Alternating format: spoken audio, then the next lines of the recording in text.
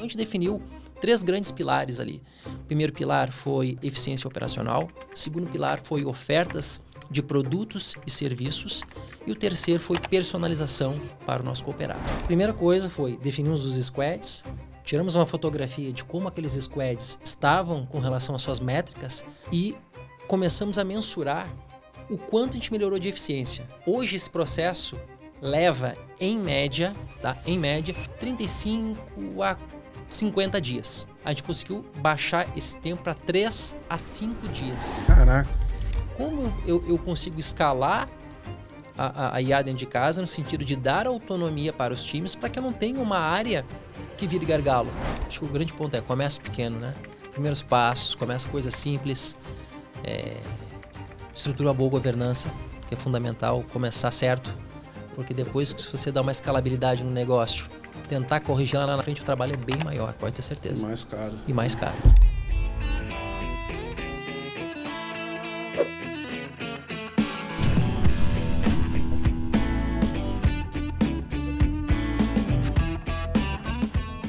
Hoje o nosso assunto é de inteligência artificial na indústria financeira. A gente vai falar muito de inovação, vamos falar inclusive até, vamos pegar um pouquinho aqui de Web3, mas o nosso papo é para mostrar na prática como essas inovações de inteligência artificial estão acontecendo dentro das instituições financeiras. E tem um detalhe, assim, vamos falar do mundo real, quais são as restrições, as dificuldades, como é que é construir uma visão dessa dentro de uma organização. E tem um outro adicional aqui especial nessa conversa, é que a gente vai falar isso direto de um sistema cooperativo. Nós vamos olhar como é que isso está sendo feito, como é que existe até a colaboração entre esses sistemas. Então vai ser um papo muito rico para a gente bater hoje. Para trocar essa ideia, eu vou conversar com o Matheus Casanova, ele que é Head de Inovação e IA na Unicred. Um prazer te receber aqui, Matheus. Obrigado, Gabriel. Prazer estar participando aqui desse podcast. Acompanha bastante tempo aí esses 3, 4 anos já. Já tem de estrada, já deve ter. Se a gente for somar aí desde a newsletter, já tem 4 anos já. Acompanho desde o início vocês aí. Um conteúdo de grande relevância aí para todo o setor financeiro, cooperativas, bancos, fintechs. Cara, obrigado aí. Eu acho que, bom, a gente só existe por conta da participação das pessoas, então a gente agradece, a gente sabe que a agenda é corrida, você não é de São Paulo, né? Então tem um voo aí pra gente começar a nossa conversa, viu lá de Curitiba, então obrigado aí por essa participação.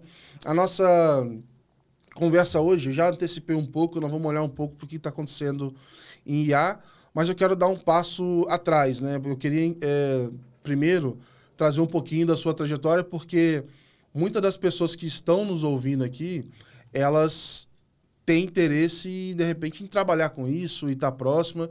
Então é legal entender um pouco do seu background, porque as pessoas também podem ali se inspirar, porque eu acho que da geração atual, quem está no mercado financeiro, muitos não se prepararam diretamente para isso enquanto estava, sei lá, na faculdade. Nem existia boa parte das soluções que a gente está consumindo hoje. Então eu queria ouvir um pouquinho da sua trajetória. Maravilha, Gabriel. Bom, eu tinha o objetivo de ser engenheiro agrônomo, né? Então eu fiz segundo grau técnico, né? Também estava batendo um papo sobre isso. Estamos com 2 técnicos de agropecuária na mesa aqui e não vamos falar do agro. e meu pai era engenheiro agrônomo e tal, nunca foi uma pressão dele, mas era uma influência. Eu via meu pai, engenheiro agrônomo, eu acho que é para aí que eu quero seguir. Próximo do vestibular, meu pai me deu um computador na época, um 286, e aquilo mudou um pouco o meu pensamento, e eu falei, na inscrição do vestibular, acho que vou mudar minha opção. E escolhi ciência da computação. Então, eu me formei em ciência da computação em 2000, no Rio Grande do Sul. E logo que eu me formei, eu decidi fazer mestrado, né? Então, naquele momento, eu tinha a ambição de... Tinha uma visão acadêmica? Tinha uma visão acadêmica. Eu queria... Eu durante a graduação, eu trabalhei e tinha bolsa de pesquisa. CNPq, CAPES... E eu tinha o objetivo de seguir no segmento acadêmico. Então, era um período também que teve um pouco da bolha da internet. Sim. Não sei se estava meio conturbado esse momento, né? Talvez não era tão aquecido igual teve uns anos atrás aqui em parte de tecnologia. Não. Não era tão aquecido assim, não, com certeza. E era a época que a gente escovava bastante bits, né? Assim, eu digo que a gente... me lembro de distribuição Linux, né? Na época a gente era Cara, instalar uma distribuição Linux era uma briga, assim, tinha que configurar a frequência de monitor. Hoje é tudo muito mais simples. Mas aí eu decidi fazer mestrado por conta do segmento acadêmico. Então, durante o mestrado, eu fui fazer mestrado em Santa Catarina, na Federal de Santa Catarina. Fiz mestrado em Gerência e Segurança de Redes. Durante o mestrado, eu trabalhava no laboratório como bolsista, né, de pesquisador, e também comecei a trabalhar no segmento corporativo, o não acadêmico, né? E chegou uma hora que eu precisei decidir, Gabriel, assim, poxa, eu fico no acadêmico, fico no corporativo, nos dois, porque chega uma hora que tu não tem muita qualidade de vida também, no sentido de, cara, preparar aula, dar trabalho, né? Todo dia preparar material, corrigir prova. E aí eu decidi ficar no corporativo, muito mais por uma questão de dinamismo do negócio, né? Fiz doutorado também, mesmo naquele momento entendendo que eu queria ficar no segmento corporativo, porque eu pensei, lá na frente, de repente, eu volto, né? E aí eu comecei a trabalhar na Tivit, né? Na parte de tecnologia, telecomunicações, e aí eu fui galgando a carreira de tecnologia. Telecomunicações, infraestrutura, segurança, desenvolvimento de sistemas, desde a parte técnica à parte gerencial. Um tempo depois da Tivit, eu recebi um convite para mudar de cidade. Saí de Florianópolis, e o pessoal até hoje brinca, né? Poxa, tu saiu de Floripa, Matheus, para morar em Curitiba com frio. Eu adorei, acho que foi uma mudança super boa para mim, profissionalmente e pessoalmente. Foi lá que a minha filha nasceu, tem uma filhinha de 9 anos, faz 10 em setembro. E ali eu fui para um outro segmento, tecnologia, mais voltado para cobrança e recuperação de crédito. Uhum. Fiquei nesse segmento por uns 5, 6 anos, Gabriel. E aí eu tive a oportunidade de vir para o segmento financeiro. E isso para mim foi muito bom, assim, me abriu um outro leque de possibilidades, uma outra visão. E aí eu fui trabalhar na Unicred. Legal. Na parte de produtos, especificamente com o Pix. Na época estava saindo a regulação, estava saindo a implementação do Pix, e eu entrei na Unicred para justamente conduzir essa frente. Uhum. Dentro da Unicred eu já tive a oportunidade de trabalhar no Pix, Open Finance, Drex, mais recentemente, inovação e agora também com a parte de inteligência artificial. Que legal, cara. E só projeto legal, assim, de olhar. Nós vamos abordar, o papo é sobre IA, mas a gente vai pegar um pouco desses outros tópicos aqui também. Vamos falar um pouquinho da própria Unicred, né? A gente estava conversando aqui nos bastidores e eu fazendo um paralelo. A gente pode considerar, de certa forma, um baita exemplo de como é que finanças contextualizadas funcionam, né? Queria que você contasse um pouco desse surgimento da Unicred, como é que ela funciona, o público-alvo principal dela, porque é bem interessante assim ver esse funcionamento, cara. Eu sempre gosto quando tem essas oportunidades de entender um pouquinho mais. Maravilha. Bom, a Unicred é um sistema cooperativo de crédito voltado para o público da saúde. Médico, dentista, enfermeiros, hospitais. E a gente tem 35 anos, né? A Unicred completando 35 anos. A gente é um sistema agora de 2 níveis. Até alguns meses atrás, final do ano passado, nós éramos um sistema de 3 níveis. Mudou, né? Passamos agora a ser um sistema de 2 níveis. Temos um relacionamento muito próximo dos demais sistemas cooperativos e eu acho que... Só fazer um parênteses. Essa mudança, ela dá talvez mais agilidade e liberdade para as áreas? O que vocês imaginam que muda ela assim? Traz um pouco mais de agilidade, mas principalmente ela traz uma série de benefícios para o sistema Unicred, né? Eu costumo brincar que a gente passa a jogar um outro campeonato agora, né? Mais próximo dos bancões, né? Então, a gente saiu de uma série do campeonato e foi para uma outra faixa agora, onde a competitividade é maior, as possibilidades são maiores, os riscos também, né? Mas tem muito mais possibilidades hoje para o sistema Unicred. E nosso público, como eu falei, ele é um público voltado para a área da saúde, então as nossas soluções, os nossos produtos, eles são sempre idealizando a área da saúde. Obviamente, nós temos algumas cooperativas que a gente chama de livre admissão, onde qualquer profissional, um advogado, um professor, ele pode se associar àquela cooperativa, mas, por essência, nós somos um sistema cooperativo de crédito voltado para a área da saúde. Hoje aí nós temos cerca de 350, 360 mil cooperados. Tá? Estamos em ampla expansão e a gente tem um objetivo aí de até 2030 a gente chegar a 1,5 milhão de cooperados. Legal, legal. Isso passa por algum momento, talvez, trabalhar com um público mais amplo, ou esse crescimento está dentro desse público que você já atua mais forte hoje? O nosso mote, o nosso foco, Gabriel, é seguir olhando para a área da saúde.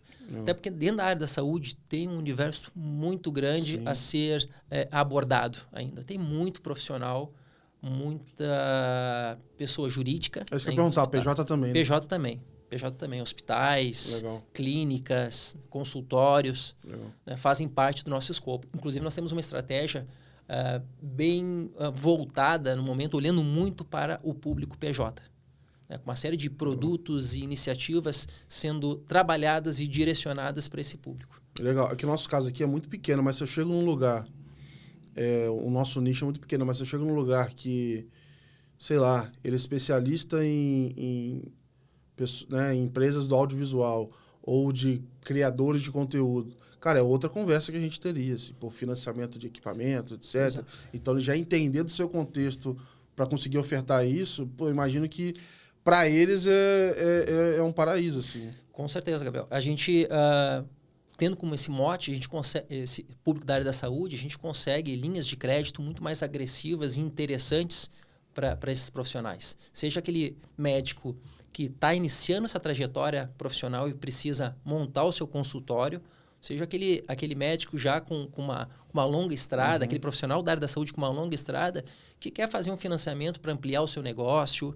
Então, a gente consegue buscar oferecer a ele produtos, serviços mais aderentes e adequados para aquele momento de vida do profissional. Legal, cara, legal.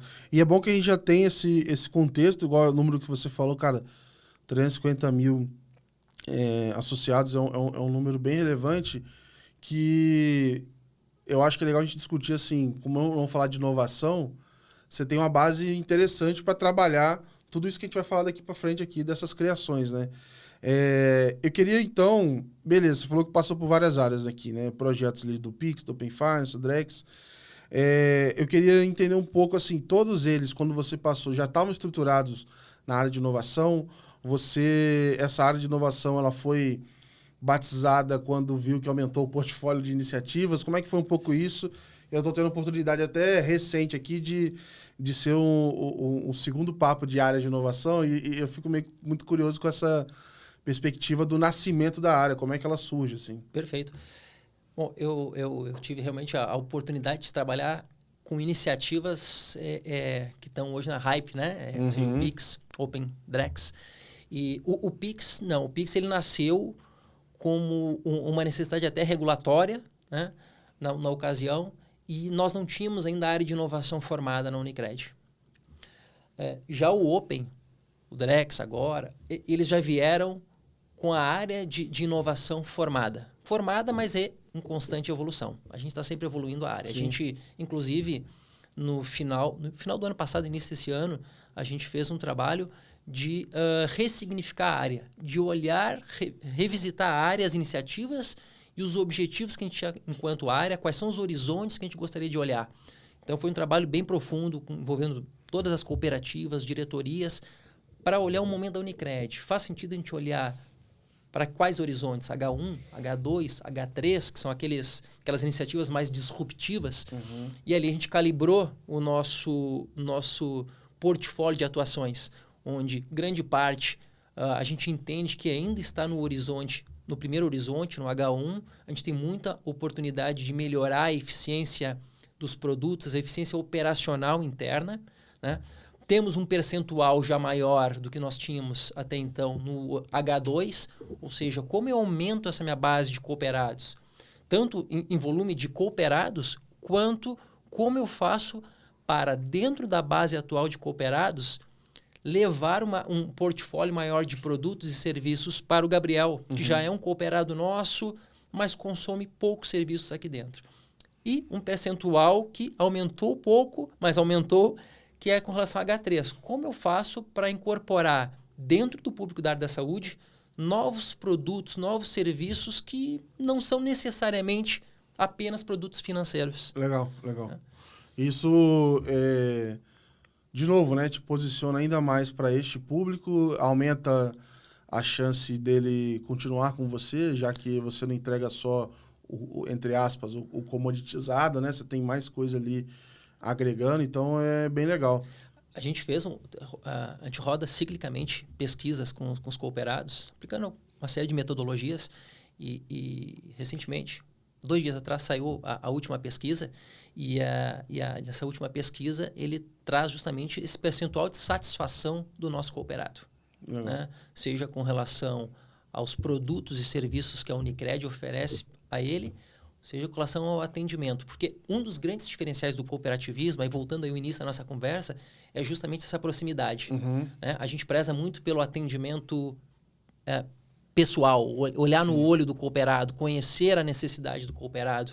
Obviamente, a gente tem cada vez mais caminhado para ter todos os nossos produtos e serviços também nos canais digitais, mas isso não muda a nossa estratégia de ter essa proximidade.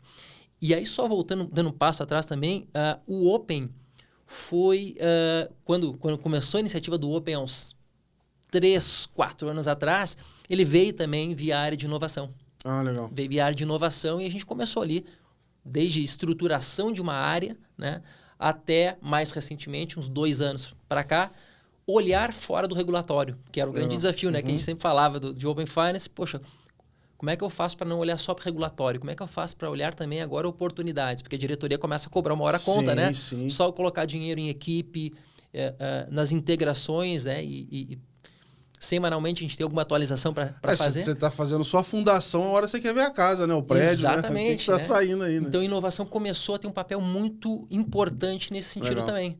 De, poxa, como é que agora eu começo a tirar benefício do Open Finance? Como é que eu pego esses dados e transformo ele em negócio? E é um projeto que começa já a ser transversal. E aí eu acho que, como área de inovação, deve te exigir muito esse papel de evangelização, de influência em outras áreas para que ele vire realidade, né? Perfeito, Gabriel. E tem uma grande dificuldade, porque quando a gente olha, quando você leva a inovação por uma área de back-office, é muito natural ele aceitar a inovação e enxergar a inovação, a área de inovação, como um braço que vai auxiliar ele a melhorar a eficiência operacional dele. Quando você vai junto aos times de produtos, num primeiro momento, há aquele sentimento, poxa, o cara de inovação está vindo aqui, já vai vir mais trabalho para a gente. A gente já está com um roadmap regulatório aqui, cara, até em cima aqui. Tá mexendo na minha eu não gaveta tenho nem aqui, tempo para olhar, ou tá... Então, tem um trabalho de evangelizar, de aculturamento, né? E de construir parcerias para mostrar, eu não estou aqui para te gerar mais trabalho ou para mexer no teu queijo. Eu estou aqui para somar junto contigo. Nós somos uma área cross, a gente acaba atuando com todos os pilares da empresa. E desse ano para cá, Gabriel, a gente está conseguindo um movimento que é não estar apenas com os times de produtos e negócios, mas também estar em áreas de back-office, o administrativo, a área de compliance, a área financeira, a área de pessoas. A gente está conseguindo levar a inovação para eles, né? E quando a gente olha até as cooperativas, que era uma dor que o sistema reclamava muito, poxa, Matheus, a inovação hoje está muito segmentada na central, né? E para quem está nos escutando, nos assistindo, o sistema cooperativo tem os conceitos que eu comentei no início de 2 níveis. A gente eram 3 níveis, eram a confederação, as centrais e as cooperativas. Agora enxugou um pouco, nós temos a central, a cooperativa, a confederação virou a central e as cooperativas estão abaixo. Então, estão mais próximas. A gente tem a grande responsabilidade de levar produtos e serviços para as cooperativas. E é um desafio de quem trabalha com rede, né? Porque, de certa forma, você, de um lado, precisa falar com todo mundo dessa rede, e essa rede precisa falar com você, mas você precisa ganhar essa confiança, senão pode ter uma preocupação assim, de um lado, o pessoal não tá entendendo o que eu tô falando. Do outro lado, pô, esses caras estão vindo aqui, não entendem nada do nosso dia a dia e tudo mais. Então, esse alinhamento aqui, ganhar essa confiança, não é algo trivial e pode determinar o sucesso ou o insucesso do projeto. Né? A gente tem alguns veículos de inovação, né? Temos um veículo que a gente chama de Protagonize, que é um programa de ideias, né? Onde qualquer colaborador da Unicred ele pode submeter uma ideia. A gente faz uma análise, verifica se é viável, né? Se é uma análise dentro de um escopo de inovação. Né? E temos outro programa que também que faz justamente esse elo que você está trazendo, Gabriel, principalmente com as cooperativas, que é o programa que nós chamamos de embaixadores. Então, nós buscamos, com os diretores de cada uma das nossas cooperativas, representantes. Cooperativa A, precisamos de uma indicação de um profissional com esse perfil, com esse skill, para ser um representante de inovação no dia a dia com vocês. Então, hoje nós temos esses embaixadores, fizemos a primeira formação de embaixadores recentemente, e a gente roda ciclicamente esse acompanhamento. Eles são responsáveis, então, por estar mais próximo da cooperativa, né? Captando um pouco das necessidades, dúvidas, dores, oportunidades que a gente tem lá e trazendo para junto da área de inovação para a gente junto co-criar, a gente achar a solução para aquela dor, para aquela necessidade. Legal. Entrando aqui no nosso tópico central, eu queria saber o seguinte. Qual foi o momento que clicou para vocês assim e falou, caraca, essa IA generativa chegou mesmo, acho que tá na hora da gente se movimentar, porque eu acho que enfim, eu usava eu testei algumas coisas, porque, bom, fazendo a newsletter eu ficava assim, cara, não é possível que eu vou ter todo esse trabalho o resto da minha vida, cara. Tem que ter algum jeito que me facilite, tem coisas que são mecânicas, como é que eu consigo fazer isso? E no começo eu falava, puta, não tá bom, isso aqui ainda tá muito ruim e tal, até que começou a sair se não me engano foi o 3,5, enfim, que começou a mudar muito ali. Eu queria entender um pouco do seu lado, como é que foi esse momento ali, desde dar a primeira ato de ficar impressionado ali, até isso de fato se tornar uma frente, assim. Perfeito. Bom, a gente já... O mercado, mas olhando o Unicred, né, a gente trabalha já com inteligência artificial há bastante tempo. Seja na parte de modelos preditivos, Sim. seja na parte de análise de crédito, prevenção à fraude. Então, não tem como você trabalhar com esses temas, ainda mais aqui no Brasil, se você não tiver uma expertise dessa dentro de casa, né? Com certeza. Agora, falando de IA generativa, a chave mudou o ano passado para a gente. Né? Mudou o ano passado e esse ano, no início desse ano, Gabriel, a gente... Dentro de um dos nossos, vamos chamar de comitês, dos nossos agendas executivas, a gente, junto com um grande parceiro da Unicred, nós definimos a estratégia da Unicred com relação à adoção da inteligência artificial. Ou seja, vamos usar a inteligência artificial dentro da Unicred, neste momento, para quais pilares? Então, a gente definiu 3 grandes pilares ali. O primeiro pilar foi a eficiência operacional, o segundo pilar foi ofertas de produtos e serviços, e o terceiro foi personalização para o nosso cooperado. Legal. Então, esses são os grandes norteadores que nós temos hoje para toda e qualquer iniciativa. Isso aconteceu, Gabriel, no início do ano, ali no primeiro trimestre. No início do segundo trimestre, nós rodamos um hackathon. Né? Então, esse hackathon foi um evento para cerca de uns 60, 70 profissionais do sistema Unicred, e aí nós tínhamos tecnologia, tinha produto, negócio, cooperativas, áreas de apoio, compliance, jurídico, participando. Teve alguma... Só desculpa te interromper, mas teve alguma... E eu não estou falando nem de modelo específico, mas teve alguma coisa que vocês começaram a ver que, isso aqui começou a dar para ser feito e isso chamou mais atenção. Vou dar um exemplo. Acho que agora tá todo mundo falando assim, bom, chegou no nível legal para vídeo. Estão fazendo propagandas, assim. Já tinha gente fazendo os heavy users e aí, do nada, agora tá bem mais popular, né? Muita gente mais consegue fazer aquilo ali. Teve algum momento específico que aquilo ali chamou a atenção? Falou assim, cara, agora tá escrevendo bem? Ou esse negócio, enfim, tá analisando imagem, tá lendo o PDF, tá vendo o número. Teve alguma coisa assim nesse período? Você fala depois do hackathon, Eu durante digo ou até antes, chegar? antes. É porque quando você definiu, falou assim, olha, agora, galera, agora a gente não pode mais esperar, assim. A gente já via muito acontecendo dentro da empresa, áreas utilizando um chat GPT, por exemplo, para analisar documentos. Uhum. Nós víamos já áreas de desenvolvimento utilizando soluções como um GitHub, Copilot, para melhorar a eficiência no desenvolvimento do código. E a gente viu que, poxa, a gente precisa organizar isso tudo. A gente precisa, como eu dou autonomia... Tava vindo de baixo para cima ainda...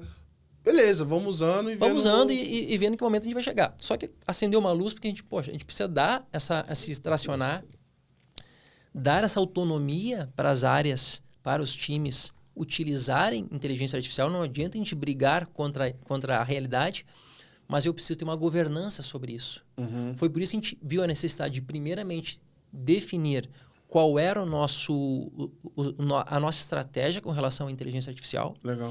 E, junto com isso, começar a construir toda essa governança. Legal. Que envolve desde criação de uma política, um normativo de IA. Então, nós temos um normativo interno, nós temos diretrizes que pautam, que orientam, seja um desenvolvedor que está criando uma solução interna, seja um parceiro que está trazendo um produto para dentro da Unicred, ou seja, a utilização no dia a dia pela área de compliance, pela área de back-office, né, que norteiam a correta utilização.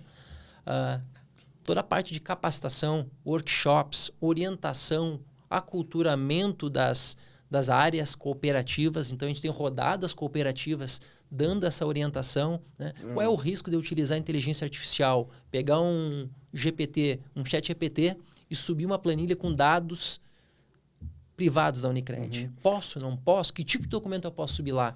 Se eu não posso, Matheus, quais são as alternativas que eu tenho dentro de casa? Então, a gente também definiu um conjunto de ferramentas, hoje homologadas, e está constantemente sendo revisitado, homologadas para que qualquer profissional da Unicred possa utilizar com segurança. Fizeram quase igual o Banco Central faz com os normativos. Assim, pessoal, por enquanto pode usar, vai usando, daqui a pouco eu vou criar uma norma sobre isso. Então, a consulta pública, agora, daqui para frente, vai funcionar desse jeito. Porque, e eu acho legal isso vir de baixo para cima, porque às vezes não é nada específico, né? Mas assim, o aumento do interesse da demanda do uso ali, que vai te gerando, vamos dizer assim, você tem muito mais propriedade para montar essas políticas baseado no que já aconteceu ali, do que você espera, do que se você já desde o começo já nascesse, entre aspas, podendo até sufocar as pessoas, porque, não, olha, para usar, mas tem isso, isso, isso, com uma regra que poderia ou não estar adequada. Hoje eu imagino que você conseguiu fazer uma política muito mais ajustada nesse sentido, né? E está em constante adequação, evolução, né? Até porque semana que vem sai um negócio aí já completamente novo, a gente precisa se readequar. E aí, complementando, Gabriel, a gente também via uma necessidade por pedidos que chegavam para a área de inovação.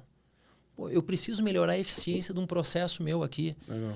Pô, eu preciso, o próprio Open Finance, tá puxando um gancho aqui, como é que eu tiro o máximo proveito, ou um melhor proveito, daqueles dados que estão lá? Ali, né? Como é que eu trago mais inteligência no meu PFM de modo a ofertar um serviço mais condizente com o Gabriel? Então, várias oportunidades que foram surgindo, né? Novos modelos de crédito, que a gente viu, precisamos estruturar melhor essa iniciativa, essa área aqui dentro da Unicred. Legal. Né? Então... Não, e é muito interessante, porque você vê assim que as pessoas vão procurando naturalmente, e eu acho que pensando em eficiência principalmente, vários projetos que talvez estivessem adormecidos, porque eu não vou ter orçamento, eu não vou ter time de tecnologia para fazer isso aqui para mim, daqui a pouco eu falo, opa, esse negócio está mais viável. Eu já consigo, de repente, fazer um robô que faz isso, lê isso, segue a lógica, volta e etc., coisa que em muitos bancos a gente falava do Shadow IT, né? Do pessoal fazendo soluções ali para as áreas meio que, vamos dizer assim, eram os não oficiais até, mas assim, internamente, né? E tal. Porque alguém sabia fazer Python numa área e acaba ajudando ali. Mas você vê que isso, de repente, começa tudo... Tá no momento que fala, opa, dá para fazer. Já não é tanta barreira. Então, acho que vai aguçando a cabeça das pessoas, né? O grande cuidado só que a gente precisa ter é que é natural que, até pela hype da tecnologia, pelo momento que a IA está, tudo se quer resolver com IA. E nem sempre a IA ou a IA generativa, né? Porque quando a gente fala de IA, eu tenho dentro de IA um conjunto de coisas. Eu tenho a IA generativa, eu tenho a IA, vamos chamar assim, tradicional, né? Eu tenho RPA, eu tenho uma série vamos chamar de capítulos ali dentro, que de acordo com a necessidade, pode ser que seja melhor uma simples automação, que já vai trazer um ganho de eficiência. Tanto é que tem vários agentes que, na verdade, eles só são uma sequência lógica e que não necessariamente nem usa IA. Às vezes ele funciona porque... É isso que eu vejo na minha cabeça, assim. Hoje eu consigo, e aí tem até a pessoa do nosso time que a gente faz algumas coisas junto, a gente cria lógicas ali, usando, sei lá, o NHN ou outras coisas assim, que eu não conseguia criar antes, porque parte do desafio é escrever um código. E hoje eu consigo fazer esse código com a IA e montar os ifs e as lógicas ali e pronto. Então, eu usei IA, não é um agente de IA, mas é uma automação que está resolvendo a minha vida, né? E essa automação eu teria mais dificuldade de fazer há 2 anos atrás, há 5 anos atrás, porque justamente a parte do código, eu até entendi a lógica que eu queria que acontecesse, mas eu não sabia fazer. A gente, por exemplo, no Hackathon, o nosso Hackathon ele foi concebido com o objetivo, como eu estava comentando, cerca de 70 pessoas, de a gente trazer iniciativas utilizando IA generativa. E foi interessante porque surgiram muitas ideias, Gabriel. Só que quando a gente começou a fazer a triagem de avaliação, a gente viu que grande parte não caía nesse escopo. Muitas eram um RPA que resolveria aquela dor. Então, a gente chegou ali em cerca de 15 iniciativas usando realmente IA generativa. E dessas 3 a gente puxou para a esteira de inovação para começar o ciclo de piloto. Vamos pilotar, testar, fazer uma prova de conceito, avaliação do resultado para depois implementar. E a gente está nesse estágio. Outro ponto importante, você falou de software aqui. A gente também está com 2 iniciativas também voltadas à parte de desenvolvimento. Uma delas é a adoção da IA no ciclo de desenvolvimento de software. Desde a escrita de história lá pelo PO, né? Escrita de história, a codificação, testes, todo esse processo com a IA apoiando, né? Integrando toda a nossa pipeline de desenvolvimento, integrando as ferramentas que a gente utiliza hoje, seja o Azure DevOps, enfim. E uma outra frente é a utilização da IA na modernização de aplicações. Então, pegar aquele código legado que está numa determinada tecnologia e trazer para uma tecnologia mais nova. Fazer uma atualização, uma simples atualização de Java, por exemplo. Então, pegar algumas aplicações que estão com Java 6, por exemplo, e trazer para uma versão mais nova. A gente sabe o quanto hoje os times de produtos têm um roadmap bastante agressivo, a depender principalmente do produto. Então, muitas vezes, falta braço para eles acompanharem também a modernização tecnológica. Então, a IA vem para justamente ajudar isso, trazer mais eficiência. Ainda falando, acho que o segundo tópico que você falou, da parte de código. Eu tenho escutado recentemente alguns podcasts, pessoas falando que, se não me engano, existe um problema, talvez, de alguns desenvolvedores ou times terem a percepção de que eles estão mais produtivos. Em alguns momentos, não necessariamente isso era verdade. Então, isso eu já vi acontecendo comigo. Que eu peguei uma IA para me ajudar. Quando eu vi, o objeto brilhante ali, e de repente, quando eu vi, eu estava, entre aspas, brincando com o negócio um tempão perdeu o foco para tentar montar a solução e não ganhei tanto essa produtividade. Na prática, onde eu mais uso, tem a ver com áreas de pesquisa, escrita, etc. E aí, para mim, é muito claro assim, a diferença. Assim, não tem nem comparação. É como se eu tivesse para ir num lugar eu fosse a pé ou de moto. Não é nem de bicicleta. A diferença é quase que essa.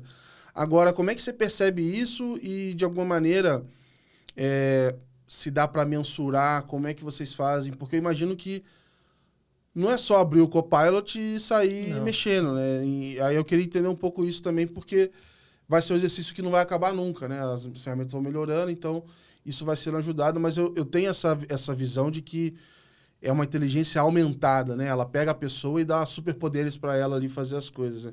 Mas como é que a gente vê isso na prática? A gente, por exemplo, nesses pilotos que a gente está fazendo da IA para melhorar a eficiência do ciclo de desenvolvimento de software, nós definimos alguns critérios. A gente definiu primeiro 4, 5 squads lá que a gente está acompanhando. A gente já trabalha com agilidade, com métricas no desenvolvimento há bastante tempo dentro da Unicred. Então, a gente tem as métricas claras de 2, 3 anos atrás, um mês atrás, de como cada equipe performa. Então, primeira coisa foi, definimos os squads, tiramos uma fotografia de como aqueles squads estavam com relação às suas métricas, cycle time, por exemplo, o tempo que uma demanda leva para ser concluída, e começamos a mensurar os times que passaram a fazer parte desse piloto de adoção da IA, o quanto a gente melhorou de eficiência, né? Um outro indicador foi na escrita de história.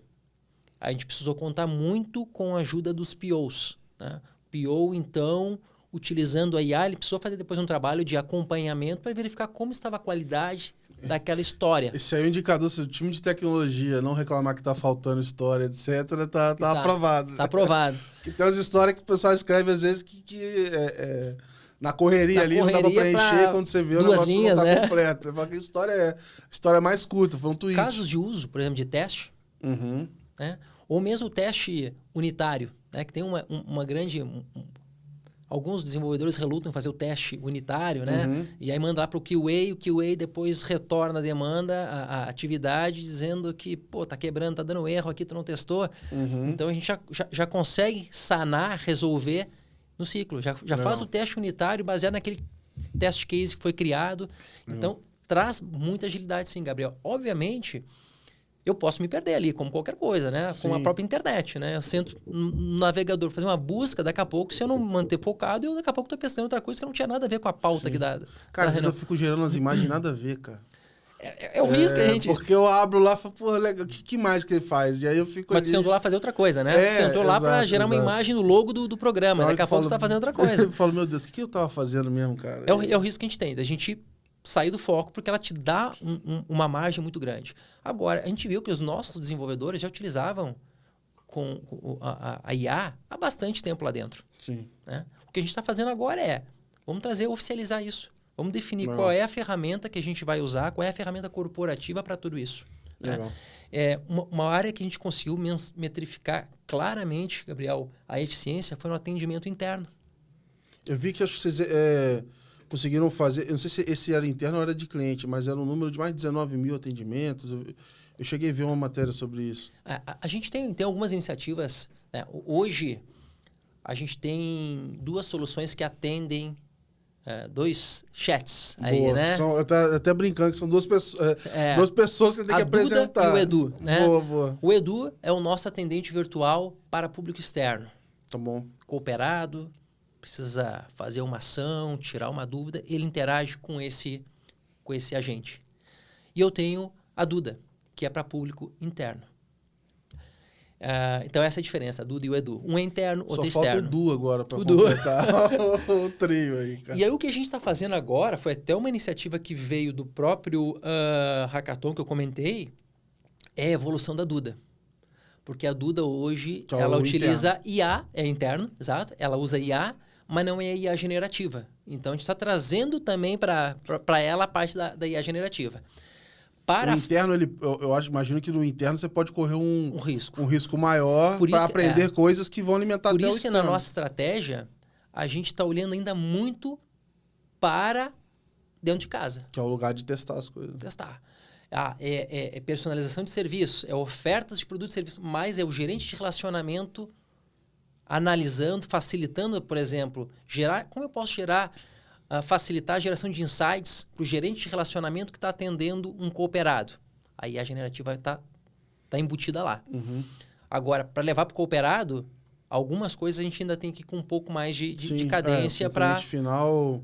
Eu até vi um post esses dias no LinkedIn E aí eu vou falar aqui, paciência, mas era falando da IA generativa do Bradesco. E era um print que a pessoa colocou, que ela respondeu uma coisa normal, uma da escolha, e ela deu uma alucinação de leve. Ela falou assim, olha, você... Que é uma política assim, olha, você está sendo ofensivo, alguma coisa assim. Porque para evitar esse tipo de coisa, que isso também é um outro problema, né? Como é que as pessoas conversam ali com um robô. E aí, eu, de certa forma, eu me sinto meio contrário, assim, a esse tipo de crítica, porque, assim, que aconteça, tudo bem, eu não vou esperar que todo mundo tenha o mesmo grau de entusiasmo com a tecnologia como eu vou ter, os early adopters vão ter, mas é um erro relativamente, bobo, o negócio continua. Então, assim, quantas pessoas não foram beneficiadas versus o erro? Que é igual o crédito. O crédito tem um risco. Você tem que... Se o seu risco for zero, você não está avançando o suficiente, não está tendo retorno. Uhum. Então, quando eu vejo isso, quando eu vejo aqueles testes de matemática ou pegadinhas, né? Quantas letras R tem, sei lá, em mushroom, sei lá, umas palavras assim... Uhum. Eu fico até um pouco triste, assim, cara, que pena que você está avaliando a tecnologia desse jeito, né? Você está esperando desse jeito para te resolver, porque ela faz tanta coisa boa e você testa uma coisa que talvez não seja o melhor uso dela e se posiciona como um crítico. Eu não sei se é essa a melhor forma de avaliar, mas eu vejo que realmente tem que ter esse cuidado com o público final, porque ele não está preparado para ter essa paciência que, de repente, nós teríamos. Falar, pô, beleza... Ela talvez tenha algum tipo de erro aqui, alucinou, a resposta não fechou, vou começar de novo, sei lá. O Bradesco, ele maturou muito a BIA, né? Antes de levar para o público externo. Trabalhou muitos anos com a BIA internamente até ter a certeza que poderia dar o passo seguinte. Eu acho que essa é uma preocupação, sim, nós também temos essa preocupação de vamos maturar primeiro internamente e quando a gente tiver certeza, levamos para fora. Agora, você está sempre exposto, você está sempre... você não consegue ter 100% de certeza que aquela solução, que aquela IA, ela não vai alucinar. Né? Agora, você tem que ter um bom trabalho de curadoria. Você tem que ter uma área acompanhando, monitorando como está aquela solução. E isso é um dos pilares que a gente tem batido muito nessa tecla. De que veio um produto, veio uma solução usando IA...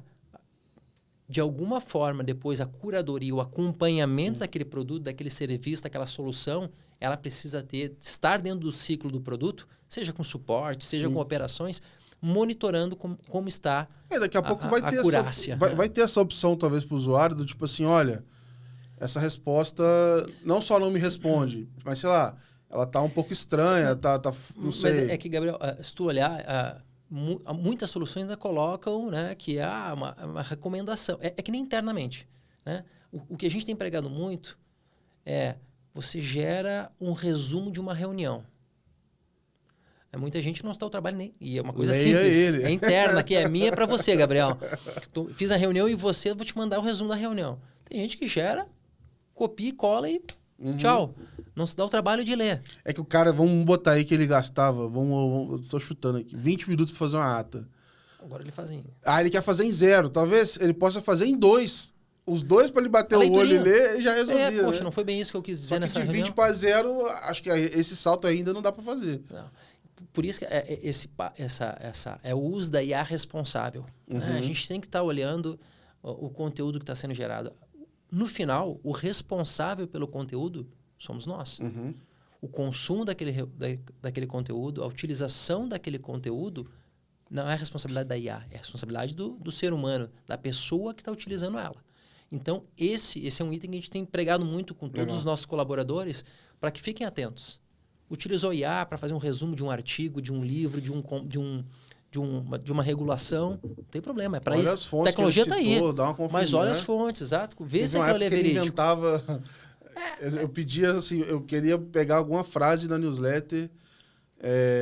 Eu lembro até hoje, assim, eu fiz um texto sobre quando o Google, se não me engano, foi o Gmail, que eles lançaram no 1º de abril. E aí, quando eles lançaram, não sabia se era pegadinha, se era brincadeira ou não, mas no final funcionou e beleza, a gente usa até hoje.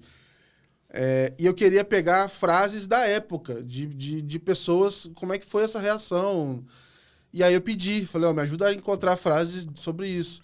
Pô, vi um monte de frases maravilhosas. Pena que nenhuma existia. Eu fui procurar e eu não achava lugar nenhum. Então, no primeiro momento, eu falei, nossa, agora arrebentei. Aí depois eu fui ver, não tinha. Então, essa conferência aí, eu acho que o pessoal também tem um pouco de preguiça de fazer e acaba passando um sufoco aí em alguns momentos, né, cara? A gente rodou também, Gabriel, um projeto interno de base de conhecimento usando IA.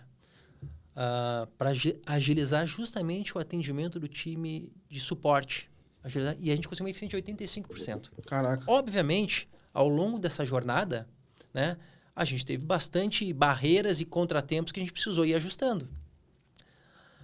Por exemplo, desde qualidade de dados, é uma coisa fundamental na IA. Né? Se eu tenho dado ruim, a qualidade da resposta ela vai ser ruim. Então, se eu tenho informação divergente na minha base de conhecimento, eu vou ter também um resultado divergente. Uhum. E a gente foi pegando muita coisa nesse sentido. Até questões, por exemplo, de como a gente concebia as nossas bases de conhecimento. Porque as nossas bases de conhecimento, até então, eram feitas para consumo do humano. Então, tem um jeito de estruturar essa base. Usávamos muitos gráficos, imagens. Quando a gente passou a consumir essa base de conhecimento pela IA, a gente viu que a gente precisava também adaptar a forma como a gente escrevia essa base de conhecimento. Ela ficou mais texto, realmente. Ficou mais texto. Você vai botar a tag, você vai... Não ficou tão bonita quando era, né? Uhum. Gráficos, imagens, mas a eficiência da IA que estava consumindo aquele artigo melhorou muito. Legal. E toda essa parte de criar esses guarda-reis, definir, só vai buscar informação dentro de casa. Não vai buscar essa informação fora, porque ela pode trazer uma informação enviesada. Né? Então, são preocupações que quando se está colocando uma solução no ar, e cada solução tem a sua particularidade, né? Você precisa ter cuidado. Se eu vou avaliar normativos, eu preciso buscar normativos em bases confiáveis. Eu não posso ir numa wiki... Eu descobri um erro numa matéria, num portal lá fora, não vou nem citar, mas eles estavam falando que no Brasil, um player de Open Finance, ele fez os clientes economizar. A gente sabe desse case lá do Nubank, lá tinha os números, mas o número que estava na matéria, e aí apareceu na IA, eu falei, não, esse negócio está errado, eu fui ver na fonte, estava igual da fonte, a fonte estava errada. Falou que tinha economizado quase $1 bilhão de juros. Eu falei, pô, se tivesse sido isso, eu teria ficado sabendo. Assim, é um valor muito grande. Assim. Aí eu fui ver, realmente, estava errado. Aí ela acertou. Mas na hora eu falei, alucinou. Deu de doido aqui, inventou coisa. Ela pegou o conteúdo que estava lá. Mas o conteúdo estava certinho. A fonte que estava errada. A fonte estava errada. Então, qualidade de dados é fundamental para que tu tenha uma saída da tua IA condizente. E a gente falou do código. O outro fator que eu não perguntei é qualidade do código. Esse é um tema também que aparece, porque muito dos conteúdos que eu consumo tem a ver com o pessoal que... o pessoal chama de indie hackers, né? A galera que vai criar solução, micro SaaS, vai criar coisas assim e vai fazer uma renda extra, vai fazer uma grana, monta uma empresa ali e tal. Mas é muito... O pessoal fala de one person business. O cara vai pegar, vai montar, meio que vai tocar sozinho. E aí eles falam que isso tem um problema, porque o cara vai fazendo o código todo usando... Cara, eu uso muito o cursor. Então, vou lá, vou fazendo, invento. Eu fiz o robô lá para raspar o dashboard do Open Finance todinho, e aí pega para... Mas assim, não manda eu te dizer o que tá... Assim, óbvio que eu peço para ele documentar e tal. Quando trava, eu falo, olha, faz o seguinte, me explica o que o código está fazendo. Aí ele vai indo parte a parte, fala, achei o erro aqui, beleza. Só que, cara, eu não entendo de arquitetura. Então, assim, aquela solução que eu fiz, eu tenho certeza que ela é frágil, ela não é escalável. Como é que funciona para vocês poderem acompanhar isso e se de alguma maneira dá para você saber, o código que a gente usou 100% com IA, com a ajuda da IA, sem IA, enfim, se tem algum tipo de classificação, sei lá. Tem modelos que são mais eficientes que outros para determinados fins, né? Tem alguns modelos que são mais recomendados para escrita de código. Mas, independente, a gente faz um acompanhamento, principalmente nesse início ainda, que é a parte de maturação, muito próximo do que está sendo, da forma como a IA está criando aquele código. Né? Porque código bom ou ruim, a gente tem hoje já com humano, Exatamente, né? exatamente. É difícil... Senão, não, tem vários projetos que existem de modernização, não precisava. Não precisava, né? Às vezes o código até é bom, mas ficou obsoleto, passou tempo. Ficou obsoleto. E às vezes você observa dentro de um time, claramente quando o código é de um profissional ou do outro. Sim, né? sim. O cara tá codando ali, ele sabe, pô, isso aqui código não é meu. Sim. Porque eu tenho o meu jeito de escrita do código, enfim. Então a gente está fazendo um acompanhamento muito próximo, tanto de o time de arquitetura quanto o time de engenharia, para garantir que a gente está gerando o código dentro daqueles nossos padrões de qualidade que a gente prega lá dentro. E a gente vai ajustando a IA para que ela também se comporte de acordo com a nossa referência de arquitetura. Hoje, você diria que, na verdade, a pergunta, né? Qual seria o próximo passo assim, na utilização de IA? O que vocês pensam em trazer internamente ou também, né, externo? O quanto já dá para olhar para a parte de agentes? Que eu queria que você passasse um pouco desse panorama. A gente tem uma também. série de agentes já rodando dentro de casa. Ah, que legal. Principalmente com os times de tecnologia. Os times de tecnologia têm uma série de agentes que já foram criados por eles mesmos para melhorar o dia a dia, para tornar o dia a dia deles mais eficiente.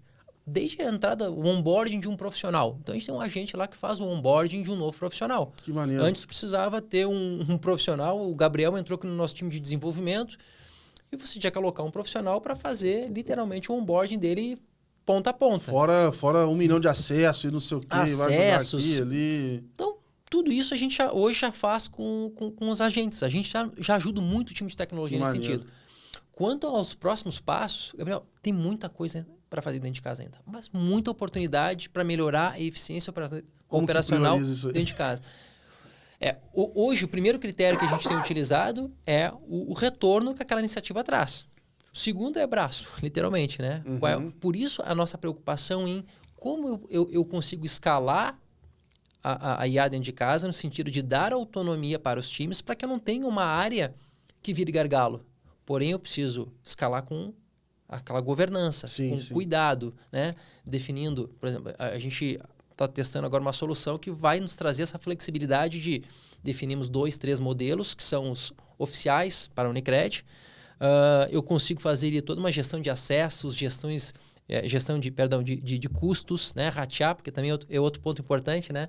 Sim. Todo mundo quer usar IA, mas quando tu mostra a conta, a pessoa não quer pagar, né? Então, deixa a API batendo lá, uma hora tem que pagar e é em dólar. Então, até a parte de curadoria, avaliar se aquele modelo... Então, a gente quer trazer isso para os times. Então, a gente está avaliando uma solução, um parceiro nosso, para dar essa autonomia para eles. E aí, vai realmente da questão do retorno, de quanto mais eficiente aquela solução vai ser para o negócio. Legal. Então, a gente tem muita coisa, muita oportunidade interna lá dentro. A gente tem um desafio de inovação que a gente abriu, que é o veículo protagonista que eu comentei anteriormente. Ali, nós fechamos semana passada com cerca de 200 ideias que vieram num espaço aí de 20 dias. Caramba. Aí eu também queria fazer uma analisada o quanto aquelas ideias a gente poderia resolver com IA. Mais de 70% das ideias que vieram ali, eu resolvo com IA. Então, se perguntar quais são os próximos passos, eu tenho um backlog ali, digamos, hoje, dentro de casa. E já é uma diferença, por exemplo, do primeiro hackathon que você fez, que não necessariamente precisava... Tinham coisas que estavam fora do escopo, né? Isso. O hackathon foi focado em IA generativa. Aqui, eu estou falando de IA. Aí dentro do guarda-chuva de IA, é um RPA, é uma IA tradicional, é um modelo... Eu tenho muita possibilidade ali dentro. Muita coisa que vai ajudar o dia a dia dos times de negócios, times de produtos, times de back-office. Legal. Bom, eu vou aproveitar que você já está aqui mesmo, agora eu vou tirar uma casquinha aí pra gente falar de Drex, cara. Opa, boa. Porque eu queria fazer o seguinte. Primeiro, eu acho que tem um negócio super interessante de ver, a configuração do consórcio ali, né? Então, você falar... E aí, eu acho que no caso de vocês, ainda mais, mas está sendo legal ver que no Drex tem organizações que a gente imaginava que, são concorrentes, não colaborariam entre si, etc. Mas na prática você está vendo que elas estão se ajudando muito ali. Conta um pouquinho pra gente do que vocês... Enfim, como é que tá esse consórcio, o que vocês já rodaram até agora. Pra gente saber em que pé que tá, que eu até brinquei com o Diego esses dias. Falei, cara, por onde anda o Drex? Porque é tanto hype saindo, tanta notícia, que às vezes o negócio vai para um canto e o pessoal acha que tá meio esquecido, mas ele tá andando, né, cara? Ele tá vivo. Tá vivo. Boa, boa. Né? Tá caminhando bem. Gabriel, um ponto até importante, até na tua fala, uma outra grande virtude que eu digo que o cooperativismo tem é a intercooperação. Uhum. Então, os sistemas cooperativos, a gente troca muita figurinha no dia a dia. Obviamente não entra na estratégia de negócio, né? Mas benchmark mesmo, tecnologia, produto, negócio. Então, a gente faz muita conversa com o sistema. E no Drex, especificamente, quando o Banco Central abriu os trabalhos, a gente, de cara, a gente resolveu montar um consórcio chamado SFCOP, Sistema Financeiro Cooperativista. Legal. Fazem parte Sicredi, Sicobi, Ailos, Cressol e Unicred. Legal. Isso já era, como posso dizer, já... A partir do momento que saiu essa proposta de vocês, já surgiu, não, vamos fazer alguma coisa junto. Veio o projeto, a iniciativa, perdão, do Drex, e questão, assim, de pouco tempo, a gente já se mobilizou, né? O Márcio até, do Sicobi, foi quem puxou a pauta. Pessoal, o que vocês acham de a gente montar? A gente já fez uma primeira agenda e o grande combinado ali foi cada um contribui com o que consegue.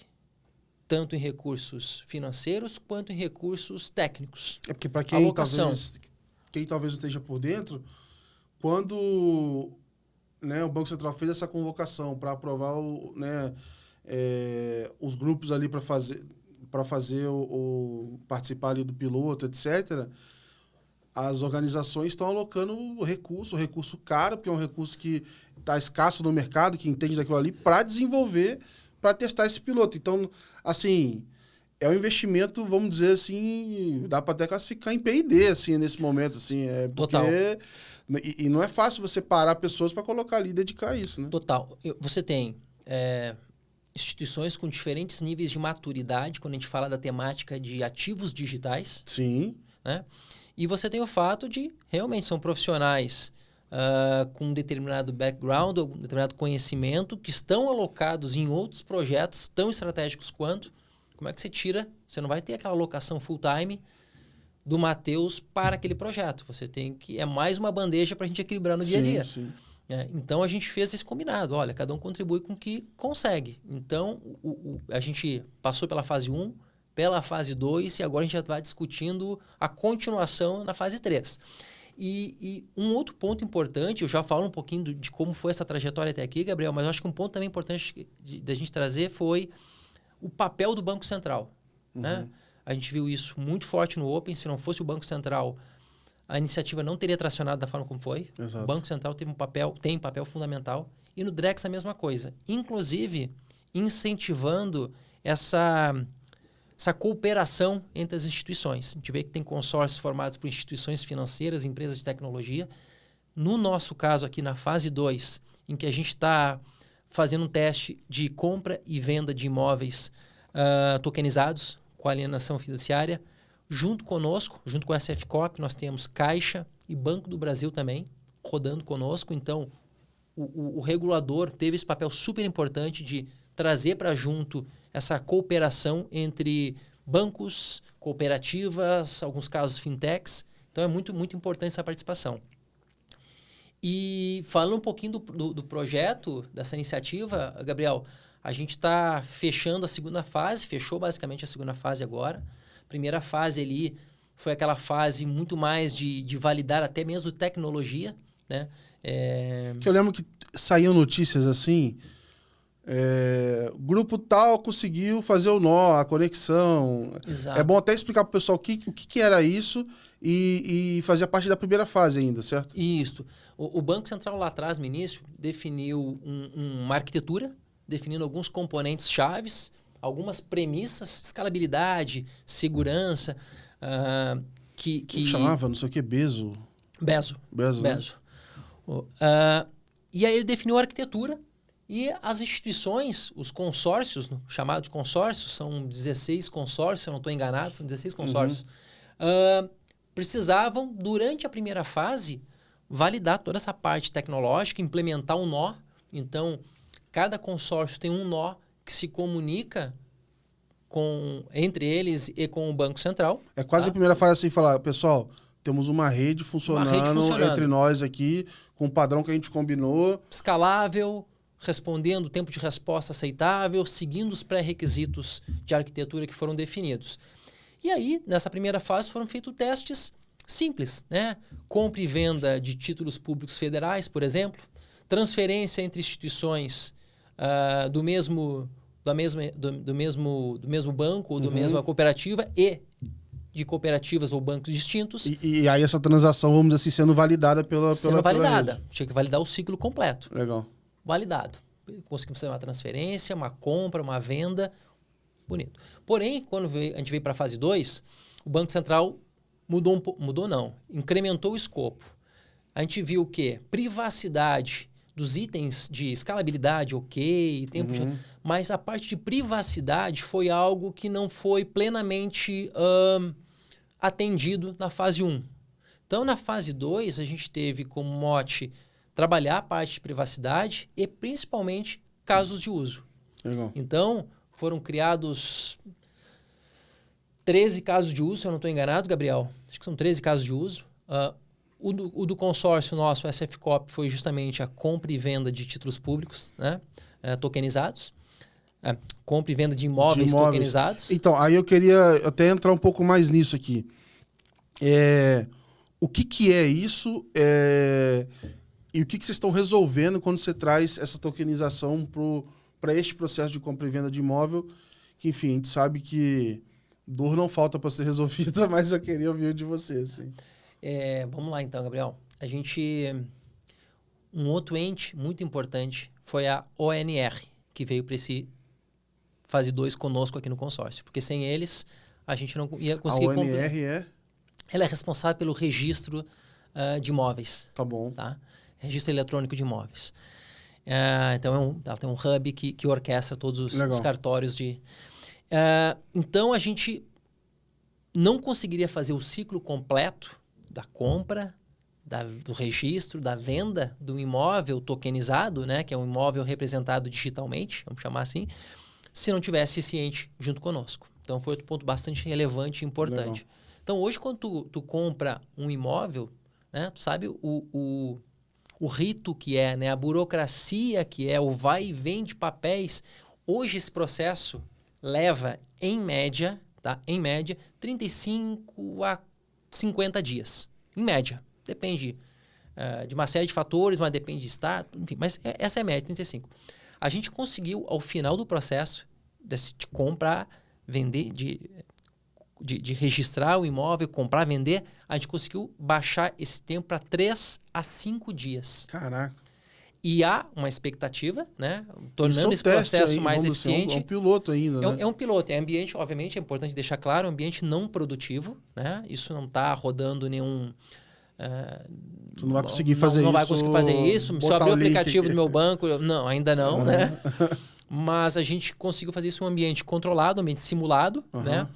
Respeitando toda a tecnologia deliberada, exigida pelo Banco Central, nesse horizonte de tempo. E há uma expectativa, melhorando alguns dos nossos processos ali, da gente conseguir fazer em até 24 horas. Aonde está esse ganho? Ele está porque a informação ela já está registrada eletronicamente, porque ela acontece, enfim... As autenticações elas acontecem de forma automática ali. O que faz ganhar tanto tempo? O que faz ganhar essa eficiência é justamente os contratos inteligentes, né? O contrato inteligente nada mais é que uma ação pré-estabelecida que ela executa algo quando determinada condição for atendida, né? Aí tem aqueles casos clássicos que o pessoal dá, e acho que eu sei que é que é batido já, mas não, é batido para quem está lá, mas sempre são bom, exemplos bons. que é a compra e venda do carro, né? Assim, aquele receio que tu tem quando tu foi Passo vender... o documento ou recebo o dinheiro. Exato, né? fica naquela, me dá na minha mão que eu te passo ao mesmo tempo, né? Então a gente passa junto. Acabou, né? Com os contratos, os smart contracts, tu acaba com isso, porque cara, eu tô seguro de que eu transfiro o dinheiro para você, você transfere o documento do veículo, né? A propriedade do veículo para mim, e ele vai ficar num limbo ali, onde quando eles se encontram, Entendi. a transação efetivamente acontece. Isso é a forma como eu explico para minha mãe e ela Sim. captou bem a... E eu acho que é legal explicando, porque para este contrato fazer sentido com um bem físico, ele tem que ter sido tokenizado, ele tem que estar na internet, vamos botar aqui, tá na rede ali, para que a titularidade, o dono dele, passe de um para o outro com esse contrato. E vamos dizer assim, e aí por isso a importância de estar com o pessoal do registro ali, para que aquilo seja oficial e etc, para a pessoa... Porque, por exemplo, eu fiz uma compra na LX esses dias. Uhum. Aí eu comprei na LX, a pessoa veio me entregar e a gente ficou naquela. Pô, já entregou? Aí você vai fazer o pagamento? Não vai? Enfim, aí ficou esse impasse. Acabou que eles criaram um sistema lá para facilitar um pouco isso. Mas, assim, até um ano atrás era no dinheiro mesmo. Assim, não paga... Eles falavam, não paga antes de receber. E aí, por isso tá muito golpe. Aí que veio o DVP e o Smart Contracts. Que é o Delivery versus Payment, né? É justamente não. Talvez esses sejam alguns dos grandes diferenciais que essa grande infraestrutura do Drex que ele traz pra gente. Uhum. Né? Lembrando, o Drex também é uma CBDC, né? Mas ele é muito mais do que isso. Sim. O pessoal fala assim, o Drex ele pode ser o cano e a água, depende de onde você está olhando esse negócio aí. Exatamente. Ele é toda... Talvez uma boa definição ele é uma infraestrutura que vai viabilizar toda essa economia tokenizada. Sim, ali onde eu vou ter o dinheiro, os ativos digitais, transitando ali, né? E garantindo a execução dela conforme os passos. Então, essa infraestrutura é o Drex ali. Então, é um grande ganho que a gente traz. E aí, ali em cima do Drex, a gente vai começar a criar produtos, né? Criar soluções, serviços no dia a dia. Eu não vou ter lá no meu aplicativo um botãozinho, vou fazer um Drex, né? Minha mãe perguntou isso, né? Vai ter lá, meu filho, que nem tem o Pix, vai ter o Drex. Não vai ter o Drex lá. Mas eu acho que é legal, assim, explicar que... Eu tenho esse negócio com a Web3 por causa dos nomes, assim. Certo. Mas, quando eu penso, assim, em tokenização, acho que é legal deixar claro pro pessoal o seguinte. É como se fosse, entre aspas, um CPF das coisas. Então, se você, olha... A partir do momento que eu tokenizei uma TV, eu estou dizendo que eu tenho registro dessa TV em algum local ali na rede, etc., e ela vira uma única, né? E aí por isso que surgiu as NFTs, que na verdade assim, olha, este desenho ele é único, não adianta dar Ctrl+C, Ctrl+V, ele é único, tá aqui o número, e aí eu tô dizendo que ele está tokenizado, o que é super interessante. Aí tem várias pessoas que falam dessa economia que a gente está caminhando para falar assim, olha, eu tenho registro de uma empresa, eu posso passar um pedaço dela para outra. Pode, um imóvel? Que tem muita gente já fazendo isso já hoje. Tu pode pegar esse teu estúdio aqui e fracionar ele, né? Exato. Pode ter vários donos. Vários donos, né? E se tu aluga ele, cada dono vai receber o aluguel proporcional ao tamanho que ele tem ali dentro. Então tem uma série de benefícios e facilidades que traz. E é uma lógica parecida, que obviamente muda o meio de fazer, mas quando a gente fala de, olha, vamos criar duplicado escritural, assim, olha, vamos registrar ela ali, porque tá dando problema do cara pegar uma duplicada e descontar ela várias vezes, né? Não, é só uma. Você tem um oráculo que seja, né? Um lugar central onde você olha e você sabe que existe, tá ali, eu vou... Propriedade. Vou entender que é de uma pessoa, o que está acontecendo com aquilo, né? E um dos pontos até importante trazer que a gente se deparou, né? O ecossistema como todo se deparou nessa fase 1 e também 2, né? Foi a privacidade, né? Que eu estava comentando. Porque hoje as soluções de privacidade que a gente tem dentro das, vamos chamar das criptos, tá?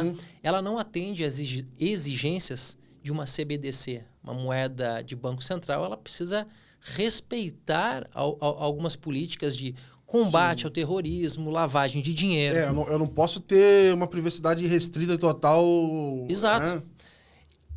E essas atuais tecnologias, a privacidade adotada nesses outros meios, vamos chamar assim, ela não me atende nesse quesito. Sim. Então, uma outra iniciativa bastante relevante do nosso consórcio SFCOP foi justamente o desenvolvimento da ARPO, né? Que é uma solução de privacidade que atende a todos os requisitos exigidos pelo Banco Central. A gente teve também uma agenda bem interessante na semana passada com o time de tecnologia do Banco Central, estava o Fábio Araújo, onde a gente apresentou novamente, acho que umas 3, 4 agendas que nós tivemos apresentando a solução, onde são feitos questionamentos e até o momento a solução desenvolvida ela atende às exigências do regulador e pode vir a ser uma solução a ser adotada futuramente. Qual que é o horizonte que você imagina para o Drex, assim, ou de tempos e movimentos? Que a gente sabe que eu estou te colocando num exercício difícil aqui de fazer de pensar nesse horizonte, porque é teste, aprendizado, então, de repente, o teste ele pode apresentar um resultado que curta o tempo ou que aumenta ele também. O Banco Central sempre falou, né, que poderíamos chegar ao final da fase 1, da fase 2, da fase N e chegar à conclusão de que não dá para seguir em frente. É justamente por isso, é uma fase de testes, piloto. Né? A gente está no processo de maturação. E que bom que a gente pode fazer isso. Que bom que a gente pode testar, fazer isso. Cara. Exato. Eu entendo, a tecnologia ela já está madura para isso. Não são tecnologias novas. Né? Acho que agora chegou o momento, é tudo uma questão de momento. Né? De inovação é isso. Às vezes você lançar uma inovação muito antes do seu tempo, você queima uma solução. Se você esperasse 2, 3, 5 anos, de repente aquela solução... Você vê o metaverso. O metaverso. Talvez ele tenha entrado na hora errada. E aqui a gente está falando a mesma coisa. Eu acredito que o Banco Central já dá sinais da fase 3. Né? Então, novos testes vão ser feitos em cima desse ambiente. Eu acho que ainda tem que estressar um pouco mais toda a parte de tecnologia e infraestrutura, né? Apesar de já termos passado aí por uma sabatina, fase 1, 2, eu acho que ainda tem alguns ajustes que a gente pode e deve fazer. Testar novos casos de uso, né? Voltados, por exemplo, para crédito, para a parte imobiliária. E é muito importante também que a gente tenha cada vez entrada de novos atores nesse meio, né? Porque... o Drex não pode ser uma iniciativa só financeira, só do Banco Central. A gente precisa ter todos esses entes. Seguros, cartórios, porque aí você consegue criar esse ecossistema realmente bem completo, bem mais amplo, né? Conectando e resolvendo um problema ponta a ponta. Não adianta eu resolver só a parte do problema, eu preciso resolver Você acha que a gente não vai ter um gargalo de pessoas? Assim? Imagina que a gente resolveu toda a parte dos testes. Beleza. A rede tem 15 nós, que seja, né? Como é que ela vai passar para 200, para 1000?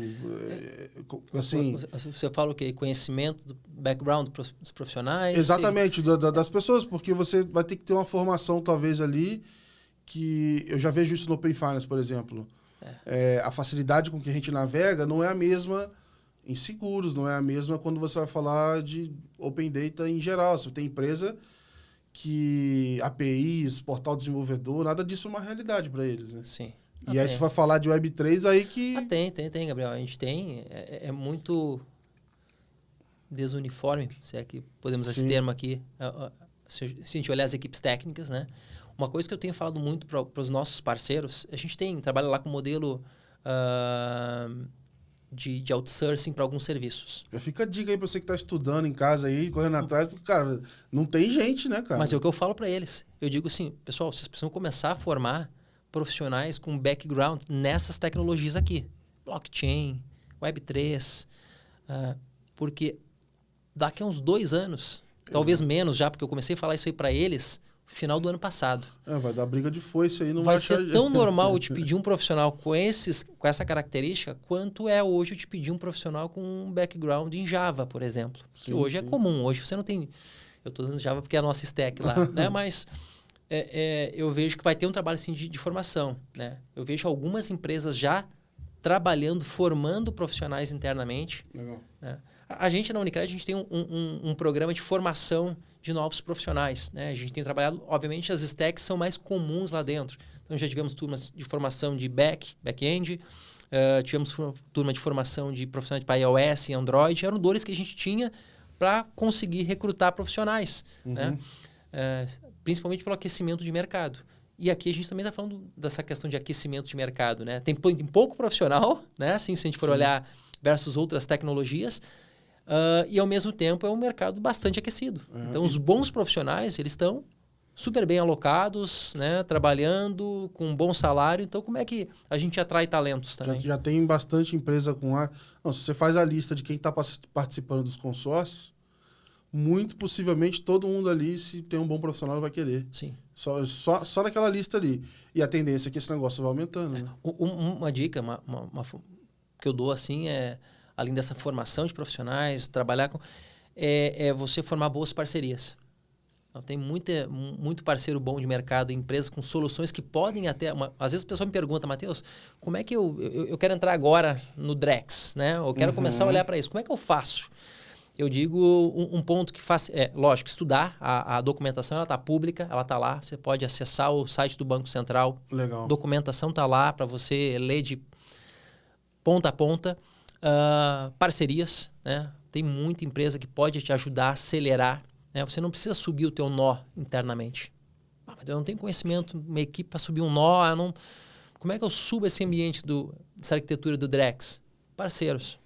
Tem muito parceiro bom para ajudar. Também vai olhar para esse Drex as a Service aí, a estrutura, né? Sim, mas eles tem empresas que oferecem dessa forma, né? Eles te dão todo o ambiente. Eu imaginei que aconteceria parecido com o que aconteceu com o Open Finance, só que numa escala muito maior até. Porque eu acho que no momento que esse negócio virar, ele vira para mais pessoas, no meu ponto de vista, do que virou o Open Finance, assim. Pensando em empresas. É que a aplicabilidade, talvez, o Gabriel, talvez seja maior. Como eu te falei, assim... Ele vai consumir do Open Finance muitas coisas. Eu acho que, inclusive, a maturidade do Drex acontecendo, é natural... Opa, eu preciso ter Open Finance aqui, se eu não tenho ainda. É aquela evolução, também, né? O Pix saiu Open, viabilizando muita coisa também. Esse contrato inteligente, ele precisa de informação. Se ele não tiver dado para ele acontecer, ele perde parte do potencial dele. Esse tripé está muito amarrado. Muito amarrado, assim. A gente ainda não consegue, o usuário final, vislumbrar, né? Porque realmente não é tão tangível. Mas eu acredito, aí tentando responder aquela tua pergunta, eu acho que num horizonte de uns 2 anos a gente começa já a ver alguma coisa mais clara, assim. Né? Ainda, talvez, num tracionar pequeno, mas a gente vai começar a ouvir mais. Boa. Talvez saindo do campo do teste, né? Para, de repente, começar já a virar algo regulado. E nós vamos acompanhar de perto isso aí, cara. Vamos sim. Matheus, queria te agradecer, cara, Imagina. pelo papo, cara. Obrigado aí, já estourei todos os limites de tempo aqui, tô só esticando a conversa. Obrigado mesmo aí, eu acho que é bem legal ver como é que vocês estão usando IA. Eu acho que tem um ponto aqui que no meu ponto de vista, assim, é como é que você começa pequeno, né? E aí você vai pegando ali várias ideias, vai colocando em produção, e isso vai depois construindo, tomando a forma, porque o caminho de tentar achar uma bala de prata, eu acho que isso aí é uma receita para se envolver na cilada, né? É o grande erro, né? Eu acho que o grande ponto comece pequeno, né? Primeiros passos, começa coisas simples, estrutura uma boa governança, que é fundamental, começar certo, porque depois que você dá uma escalabilidade no negócio, tentar corrigir lá na frente, o trabalho é bem maior, pode ter certeza. E mais caro. E o risco também que está atrelado, né? Exato. Então, pessoal, obrigado aí vocês que acompanharam até o final. Vocês podem entrar no nosso site, www.letsmoney.com.br. Tem uma matéria sobre esse episódio lá disponível para vocês e também de todos os outros nossos episódios. Então, eventualmente, teve algum episódio que você não conseguiu acompanhar, você consegue pegar ali aquele resumo, uma notícia sobre ele e compartilhar com todo mundo do seu time. Então, follow the money, siga a gente nas redes sociais e fiquem ligados que a gente se vê no próximo episódio. Grande abraço e valeu!